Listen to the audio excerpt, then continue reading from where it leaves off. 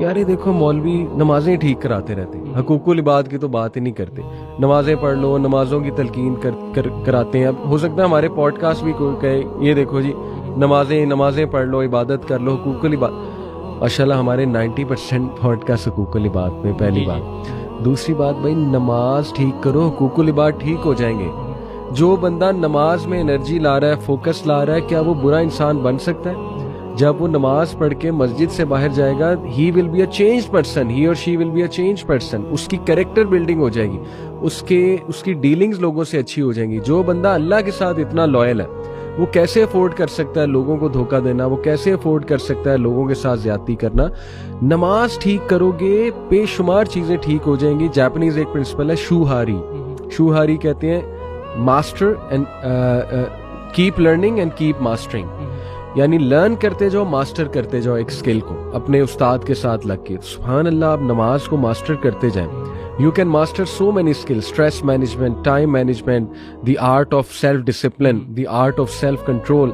और फिर उसके बाद जो है वो मेडिटेशन।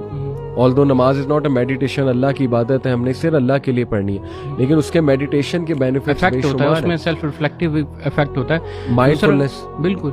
इसके अलावा देखें, अगर कोई हुकूकुल इबाद, ये उसका लिंक कई दफ़ा लोगों को समझ नहीं आता, स्पेशली लिबरल्स को। और ये सिंपल ये है कि देखें, अगर आपको पता है ना कि जो बंदा जो है, पहली बात ये है कि अगर आप एक बंदे को देखते हैं जो कि नमाजी है 5 वक्त का, उसके बावजूद गुनाह वगैरह कर रहा है ना, वो नमाज के लिए खड़ा तो हो रहा है पर वो अल्लाह ताला से गुफ्तगू नहीं कर रहा।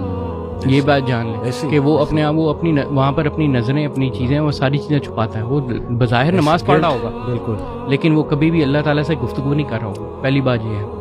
दूसरी चीज़ ये कि जो भी बंदा अल्लाह ताला से गुफ्तगू कर रहा है ना, वो पता है कि उसके उस बंदे को, वो अगर इस लेवल तक जानता है ना चीज़ें, तो ये भी जानता है कि हुकूकुल इबाद क्या चीज़ें और उसकी अहमियत क्या है, और वो किसके हुकूकुल इबाद के ऊपर जो है वो चोरी या डाका डाल रहा है, और उस डाके के साथ वो अल्लाह ताला को सही तरीके से फेस कर भी सकता है कि नहीं कर सकता। ये बड़ी इंपॉर्टेंट सवाल है। और मैंने इस पे लेक्चर भी दिया हुआ है, स्ट्रेस मैनेजमेंट थ्रू नमाज और कैरेक्टर बिल्डिंग थ्रू नमाज। ये मेरी लेक्चर सीरीज है, तो वो सुन सकती है ऑडियंस, ताकि उन्हें पता लगे कि नमाज बेहतरीन किरदार साजी भी कैसे कराती है।